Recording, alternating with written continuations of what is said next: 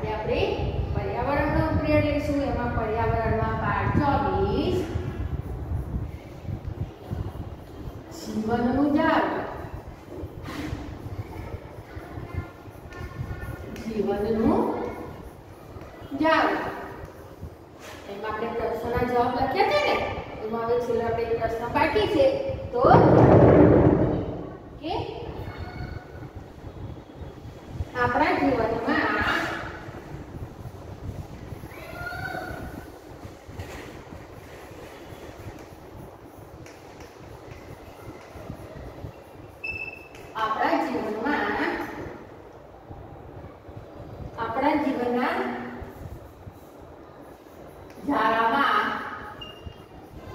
આપણા જીવનના ઝાડામાં ઉપયોગી વસ્તુઓ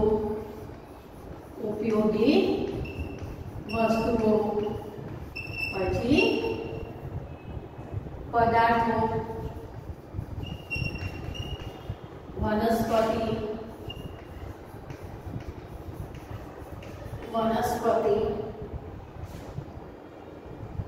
અને પ્રાણીઓ કેવી રીતે ઉપયોગી છે,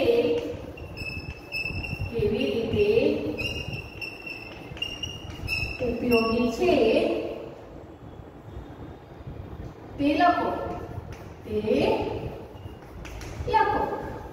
શું કહે છે કે આપણા જીવનના ઝાડામાં ઉપયોગી વસ્તુઓ, પદાર્થો, પ્રાણીઓ કેવી રીતે ઉપયોગી છે તે લખો.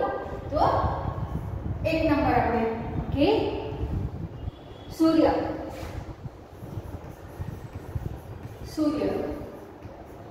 તો સૂર્ય આપણને કેવી રીતે ઉપયોગી છે? તે આપણને શું આપે છે? તો કે સૂર્ય આપણને ગરમી અને પ્રકાશ આપે છે. આપણને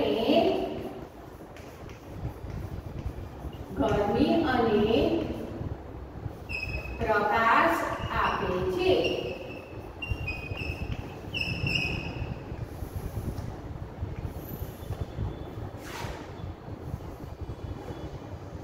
સૂર્ય આપણને કેવી રીતે ઉપયોગી છે? તો કે સૂર્ય આપણને ગરમી અને પ્રકાશ આપે છે. પછી તરફથી ચંદ્ર. 2 નંબર ચંદ્ર. તો કે શીતળતા આપે છે.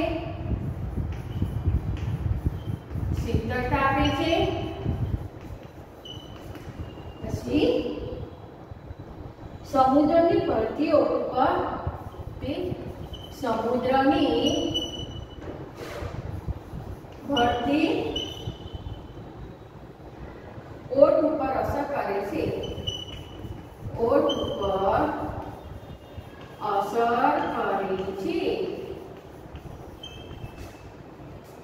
કે ચંદ્ર.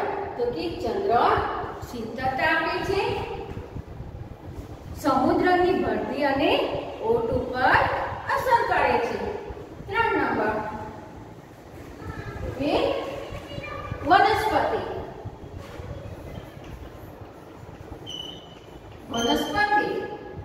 વનસ્પતિમાં શું આવે? તો વૃક્ષ, છોડ અને શું? ત્રણેય. તો શું કરે છે? આપણા ખોરાક તરીકે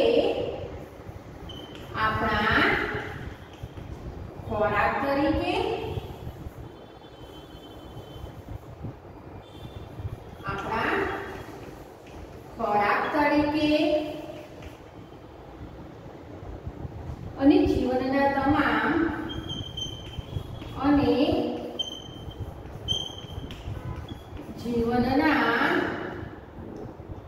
તમામ પાસાઓમાં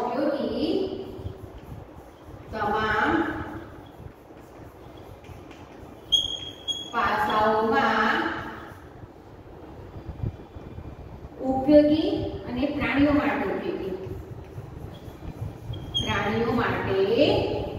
ઉપયોગી.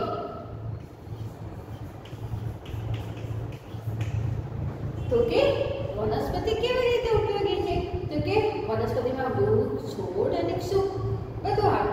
તો કે આપણા ખોરાક તરીકે અને જીવનના તમામ પાસાઓમાં ઉપયોગી કરીએ આપણે જોઈએ તો સૂર્ય, તો કે સૂર્ય આપણને ગરમી અને પ્રકાશ આપે છે. ચંદ્ર શીતળતા આપે છે અને સમુદ્રની ધરતી અને ઓટ પર અસર કરે છે. કે વનસ્પતિમાં વૃક્ષ, છોડ અને ક્ષોભ, તો કે આપણા ખોરાક તરીકે અને જીવનના તમામ પાસાઓમાં ઉપયોગી પ્રાણીઓ માટે ઉપયોગી છે. હવે 4 નંબર જોઈએ પ્રાણીઓ.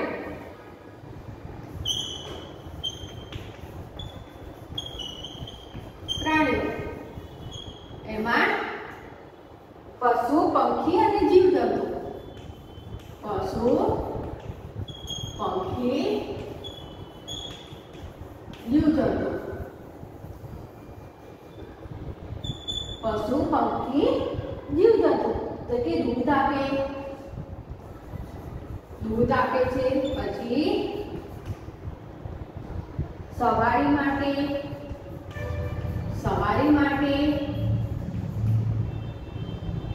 ખેતીકામ માટે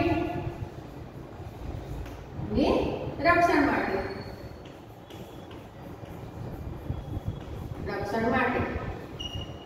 તો કે પ્રાણીઓ એટલે કે પશુ, પંખી અને જીવજંતુ. તો પહેલા તો દૂધ આપે, તો ગાય, પછી બકરી, ભેંસ અને ઊંટડીનું દૂધ પણ, ઊંટડી હોય ને એ પણ દૂધ આપે છે, એ પણ દવા તરીકે ઉપયોગી છે. તે બધા પશુઓ આપણને દૂધ આપે છે ને. પછી ઘોડો છે, ઊંટ છે, એ બધા શું કરે છે?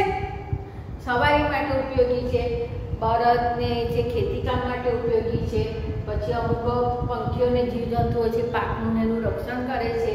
એટલે કે દરેક આપણને અલગ અલગ રીતે જરૂરી છે. તો કે પ્રાણીઓમાં શું છે? પશુ, પંખી અને જીવજંતુ. તો કે દૂધ આપે, સવારી માટે, ખેતીકામ માટે, રક્ષણ માટે. હવે આપણે જોઈએ જમીન. તો વનસ્પતિ અને પ્રાણીઓને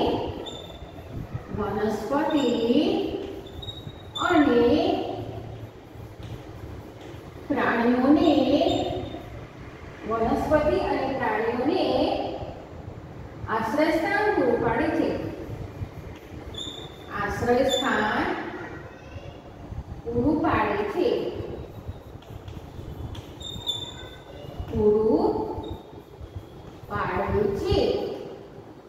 હવે જમીન આપણને કેવી રીતે ઉપયોગી છે? તો કે વનસ્પતિ અને પ્રાણીઓને આશ્રય સ્થાન પૂરું પાડે છે. તો પ્રાણીઓ કેવી રીતે જમીન પર જ રહે છે ને? આપણે તો ઘર બનાવીને જમીન પર જ રહીએ છીએ, આપણે ઘર બનાવીને રહીએ છીએ. પ્રાણીઓને થોડો એ લોકો જમીન પર કે ઘર બનાવે અને જમીનમાં જ વનસ્પતિ ઉગે છે ને. એટલે જમીન શેના માટે ઉપયોગી છે? તો કે વનસ્પતિ અને પ્રાણીઓને આશ્રય સ્થાન પૂરું પાડે છે. છઠ્ઠું જોઈએ હવા. તો હવા કેવી રીતે ઉપયોગી છે? તો કે સજીવોને જીવન ટકાવી રાખવા માટે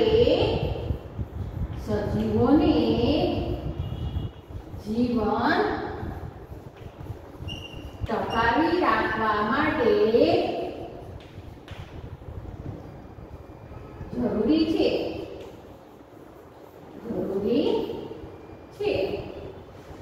હવા, તો કે હવા સજીવોને જીવન ટકાવી રાખવા માટે જરૂરી છે. સજીવોમાં શું આવે? મનુષ્ય, પ્રાણી, પંખી, જીવજંતુ બધા સજીવ આવે. તો હવા કે સજીવોને જીવન ટકાવી રાખવા માટે જરૂરી છે. હવે પાણી.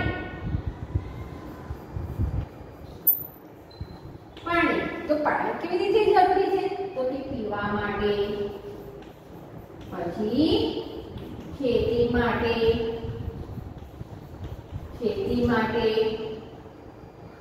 ઉદ્યોગો માટે,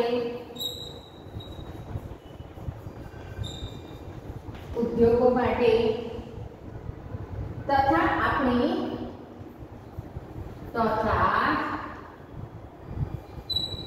આપણી જીવનની દરેક ક્રિયા માટે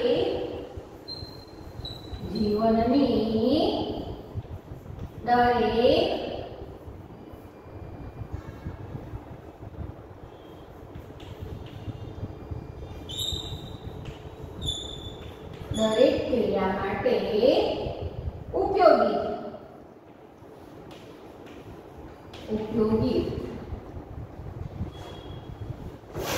તો કે પાણી શેના માટે જરૂરી છે?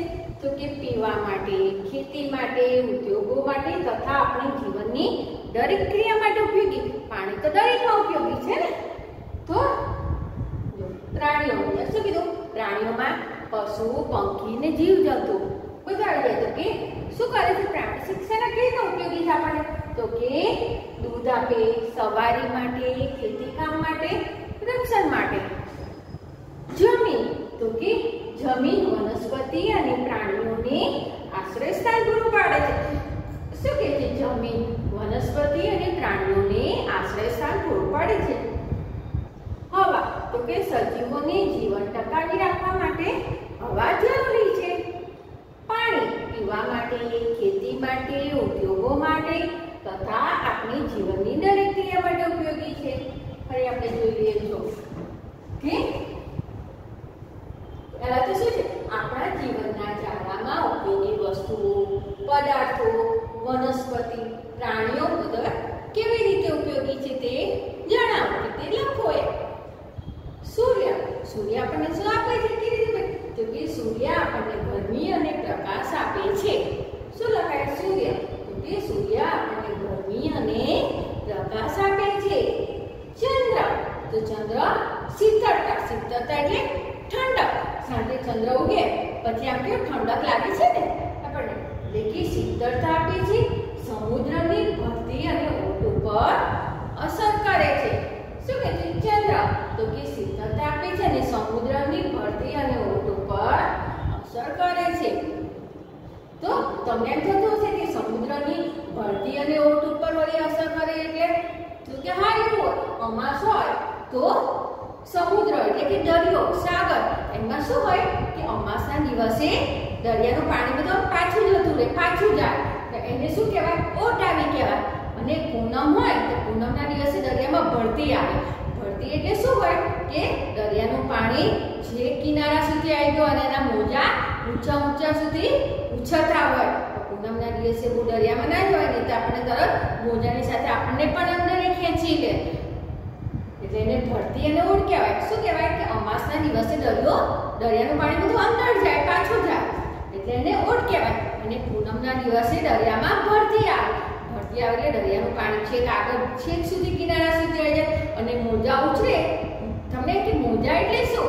તો આપણે પગમાં પહેરીએ છીએ મોજા ના કહેવાય, મોજા ના કહેવાય, પણ દરિયાનું પાણી ઊંચું ઉછળતું હોય ને સાથે જ ઉછળે એને મોજા કહેવાય. તો ઊંચે પાણી ઉછળતું હોય એ પાણી પાછું દરિયા કિનારાની પણ બહાર આવી જાય બહુ ભરતી હોય તો એટલે એ પણ ચંદ્ર પણ દરિયાની ભરતીને ઓટને શું કરે છે? અસર કરે છે.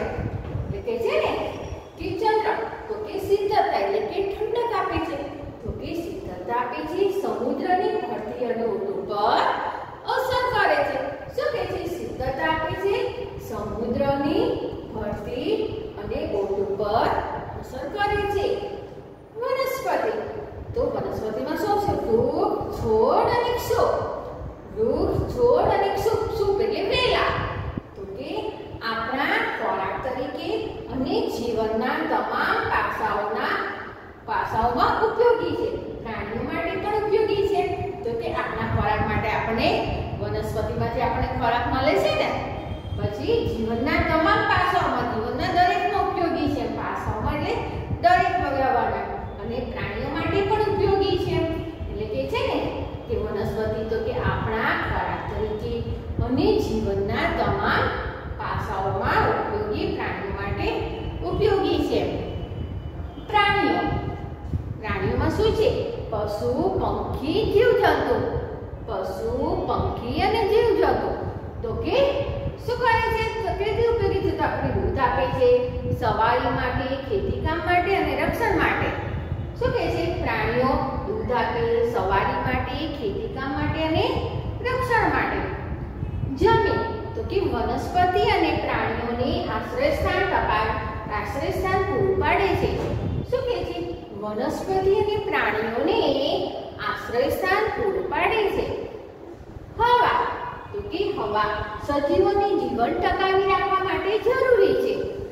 હવા સજીવોને જીવન ટકાવી રાખવા માટે જરૂરી છે. પાણી પીવા માટે, ખેતી માટે, ઉદ્યોગો માટે તથા આપણી જીવનની દરેક ક્રિયા માટે ઉપયોગી છે.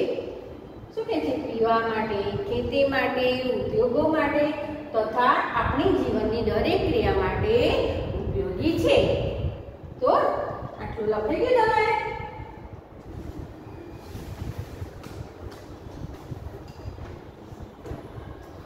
આ નોટબુકમાં લખવાનું છે. હવે અહીંયા પાઠ આપણો પાઠ 24 એ પૂરો થાય છે.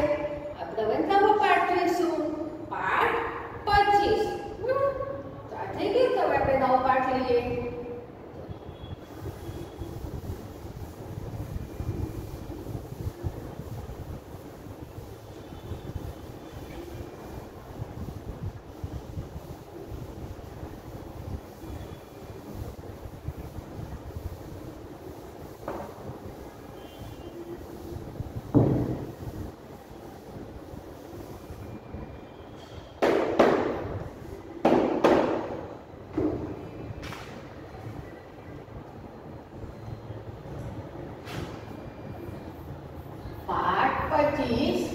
પાઠનું નામ છે મારો તાલુકો.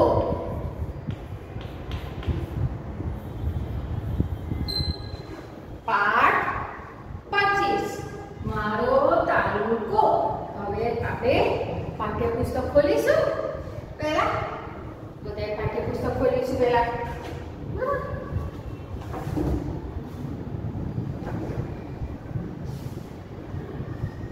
તો પાના નંબર 165 ઉપર છે મારો તાલુકો, પાઠ 25. તો ચલો આપણે જોઈએ કે એટલે આપણા તાલુકાના નામ, આપણે કયા તાલુકામાં રહીએ છીએ ને જિલ્લામાં ને બધાનો વિષય છે. તો પહેલા તો જો તમને અહીંયા તાલુકા આપ્યા છે, વચ્ચે જેતપુર ગોદરેલું છે, જેતપુર. પછી ઉપરની તરફ છે પેલું, નીચે આપ્યું છે હેપુરા ગામ, સાઈડમાં છે હાથીપુરા અને જમણી બાજુ છે આગલો. તો એ છે બાજુ આપણે આ રૂચનનું ગામ છે. કોનું ગામ છે? આ રૂચનનું ગામ છે. રૂચન જયપુરમાં રહે છે. ક્યાં રહે છે? જયપુર. તો કે રૂચન જયપુરમાં રહે છે. જયપુરની આસપાસના ગામની વિગત આપેલી છે. શું કે છે? જયપુરના આસપાસના જે ગામો છે ને એની પણ વિગત આપી છે. તો કે આ વિગતના આધારે ચર્ચા કરો. ચર્ચા કરો એટલે કે કહીએ આપણે એમ કે એના વિશે સમજૂતી એમ. તો કે વિચારો કહો. તો કે આપની આસપાસ કયા ગામ છે અને આપના ગામનું ગામ કયા તાલુકામાં આવેલું છે. પછી એવી રીતના નીચે તમારે ગામનું નામ બોલીને આજુબાજુ જે ગામ આવ્યા હોય એના નામ લખવાના છે. તો હવે નીચે જોઈએ કે આસપાસના ગામ અંગે આપણે જોયું. આસપાસના ગામ અંગે આપણે જોયું. ગુજરાતમાં અત્યારે 250 તાલુકા છે. કેટલા તાલુકા છે? તો કે 250. તેમ પૂછે કે આપણા ગુજરાતમાં કેટલા તાલુકા આવેલા છે? તો કે ગુજરાતમાં 250 તાલુકા આવેલા છે. તે કે દરેક તાલુકામાં વિવિધ ગામ આવેલા છે. એ તાલુકાની અંદર પણ વિવિધ ગામો આવેલા છે. એમ કે કેટલાક ગામના સમૂહ વડે તાલુકો બને છે. એટલે કે તાલુકો કેવી રીતે બને? તો કે કેટલાક ગામના સમૂહ, એટલે કે કેટલાક ગામ ભેગા થઈને તાલુકો બને છે. એમ કે આપણે આપણા તાલુકા વિશે અંગે વિગત તૈયાર કરીશું. પછી હવે પાછળ તો કે જો વચ્ચે આપ્યું છે વડોદરા. વડોદરા ગામ આપ્યું છે તાલુકો. હવે એની આજુબાજુ કયા ગામ છે? તો ડાબી બાજુ પાદરા, જમણી બાજુ વાઘોડિયા, પછી ઉપરની બાજુ છે સાવલી અને નીચે આપ્યું છે કરજણ. તો કે આ રતનના તાલુકાની વિગત છે. કોની? રતન. કે આ રતનના તાલુકાની વિગત છે. અહીં વડોદરા જિલ્લાના વિવિધ તાલુકાના વિગતો આપવામાં આવે છે. આ વિગતને આધારે ચર્ચા કરીશું. એમ કે પછી કે વિચારોને કહો કે બીજા કયા કયા તાલુકા છે અને આપણો તાલુકો કયા જિલ્લામાં છે. હવે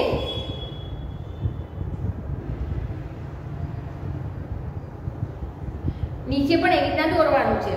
પછી સૌથી નીચે જોઈએ, નીચે બીજું એક ખાનું આપ્યું છે ને, એમાં તમારે તાલુકો દોરીને લખી નાખવાનું છે. હવે આપણી આસપાસ અનેક ગામ છે, વિવિધ ગામથી તાલુકો બને છે. આ તો નહીં દોરીએ તો આપણને અત્યારે એની કોઈ જરૂર નથી, બરાબર? તો કે આપણી આસપાસ અનેક ગામ છે, વિવિધ ગામથી તાલુકો બને છે. કેટલાક તાલુકાના સમૂહથી જિલ્લો બને છે.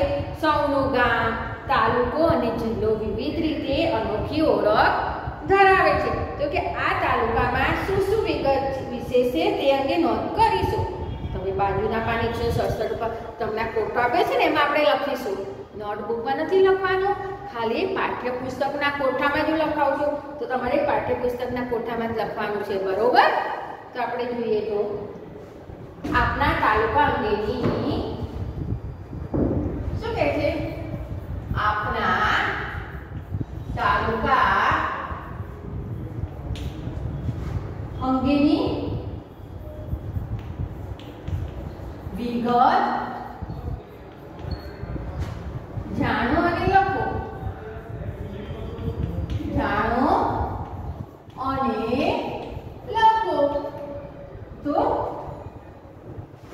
ચાર ખાના આપ્યા છે ને,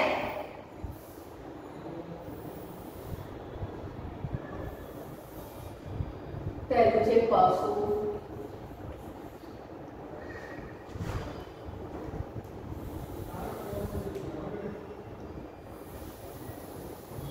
પછી વાહન,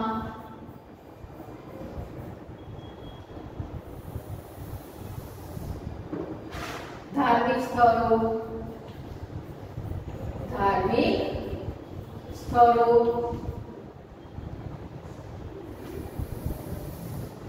પછી જોવાલાયક સ્થળો,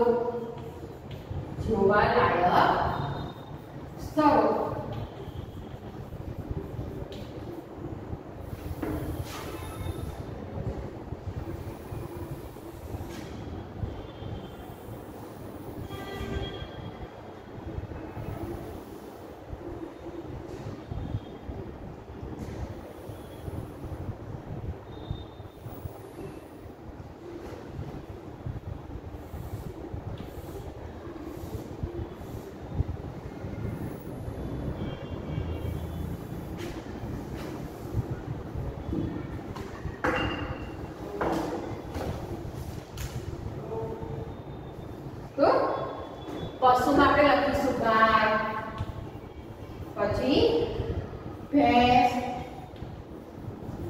અને બકરી. પશુમાં શું લખીશું? ગાય, ભેંસ, બકરી. હવે વાહન, તો વાહનમાં શું આવશે? તો કે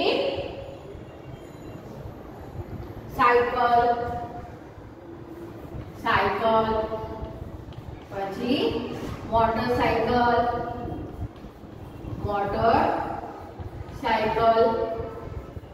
અને કાર. હવે ધાર્મિક સ્થળોમાં આપણે લખીશું મગરવાડા, પછી એમાં શું આવશે? શ્રી માણિકભદ્ર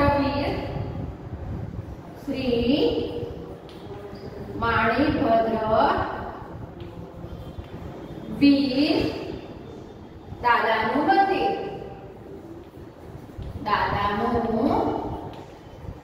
મંદિર. હવે પછી લખીશું શેકર,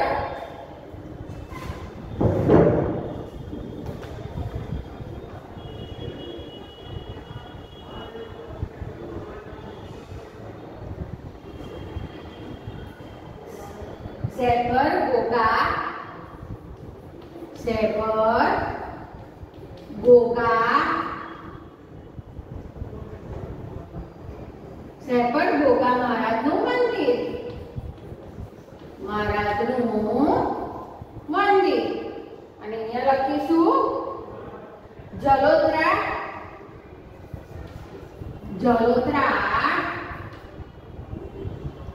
ગુરુનો બોકરો,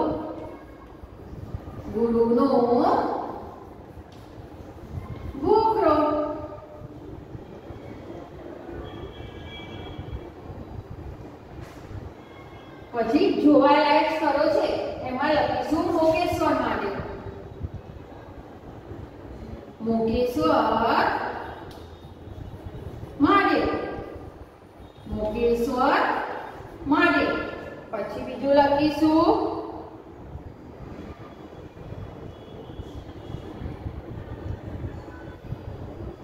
જલોત્રા. જલોત્રા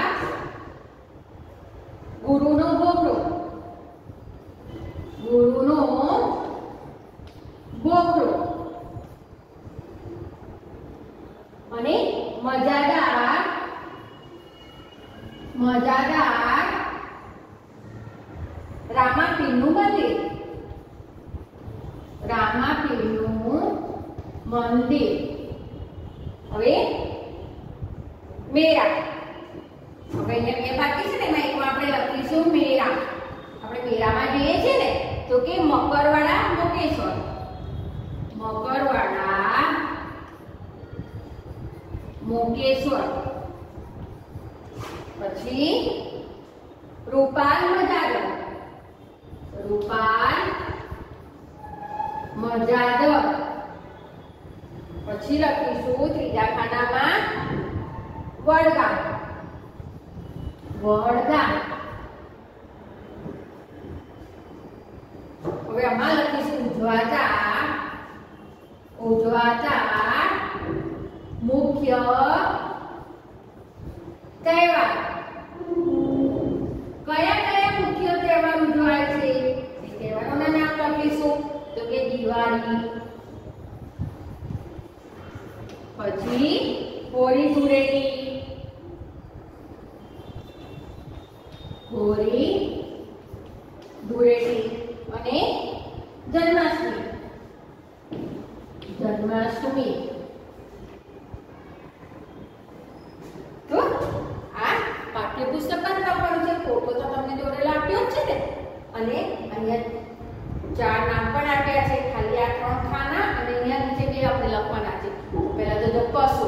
પશુના નામ લખીશું આપણે તો કે ગાય, ભેંસ, બકરી. ગાય, ભેંસ, બકરી. વાહન તો વાહનમાં કયા કયા? Cycle, motorcycle, car. હવે ધાર્મિક સ્થળો. ધાર્મિક સ્થળો કોઈ ધાર્મિક સ્થળના નામ લખાય તો આપણે લખ્યું મગરવાડા શ્રી માણીભદ્રવીર દાદાનું મંદિર. શું કહે છે? મગરવાડામાં શ્રી માણીભદ્રવીર દાદાનું મંદિર આવેલું છે. પછી શેભરમાં ગોગા મહારાજનું મંદિર આવેલું છે. શેભર ગામ છે ત્યાં ગોગા મહારાજનું મંદિર આવેલું છે. જલોત્રામાં ગુરુનો ગોખરો આવેલો છે. જલોત્રામાં ગુરુનો ગોખરો. પછી જોવાલાયક સ્થળ તો કે જોવાલાયક સ્થળમાં મોગેશ્વર મહાદેવ. પછી જલોત્રા ગુરુનો ગોખરો અને મજાદારના રામાપીરનું મંદિર જોવાલાયક છે. શું કહે છે? જોવાલાયકમાં મોગેશ્વર મહાદેવ, જલોત્રા ગુરુનો ગોખરો અને મજાદાર રામાપીરનું મંદિર જોવાલાયક છે. મેરા એટલે મેરા જોવા જઈએ છે ને તો કે કયા કયા મેરા છે તો કે મકરવાડા અને મોગેશ્વરનો મેળો. મકરવાડા અને મોગેશ્વર. પછી બીજો છે રૂપાલ મજાદર. રૂપાલ અને મજાદરનો મેળો. અને ત્રીજામાં છે વડગામનો મેળો. વડગામ એટલે કે મકરવાડા, મોગેશ્વર, રૂપાલ, મજાદર, વડગામ. હવે ઉજવાતા મુખ્ય તહેવારો કે કયા કયા તહેવાર આપણે મુખ્ય ઉજવીએ છીએ? દિવાળી, હોળી ધૂળેટી અને જન્માષ્ટમી. કયા કયા તહેવારો છે? દિવાળી, હોળી ધૂળેટી અને જન્માષ્ટમી. તો આટલું તો આપણે પાઠ 24 પૂરો થઈ ગયો ને અને પાઠ 25 મારો તાલુકો. આ તમે છે ફોટો આપ્યો છે પ્રશ્ન કે પાઠ્યપુસ્તકમાં લખજો, નોટમાં નથી લખવાનું.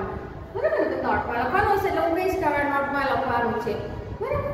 હરિઓમ.